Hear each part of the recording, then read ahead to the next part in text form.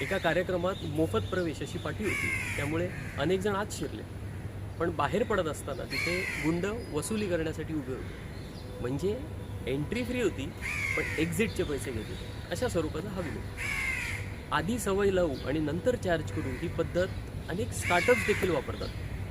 पण आता सरकारसुद्धा तेच करतंय का, असा प्रश्न पडतो.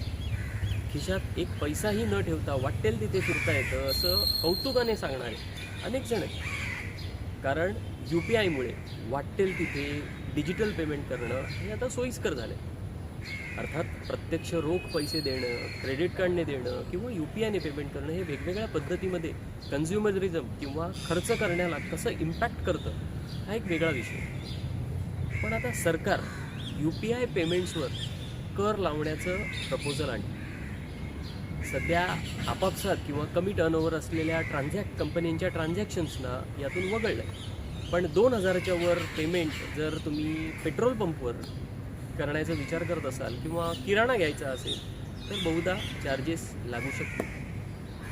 अर्थातच ते प्रत्यक्ष किंवा अप्रत्यक्ष ग्राहकांच्या खिशातूनच जाणार आहे. आणि आज जे ट्रान्झॅक्शन्स फ्री आहेत ते उद्यासुद्धा फ्री राहतील याची तुम्हाला खात्री वाटते का?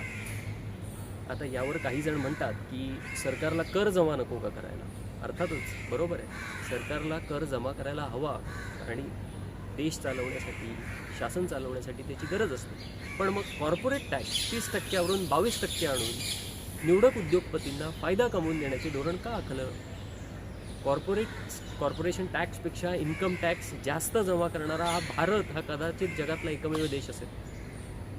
निवडक उद्योगपतींना सवलती देण्याचे वेगवेगळे मार्ग आहेत, जसं की कर्ज राईट ऑफ करणं, सेटल करणं, लाखो कोटींचे हेअरकट देणं किंवा PLI सारख्या स्कीम आहेत.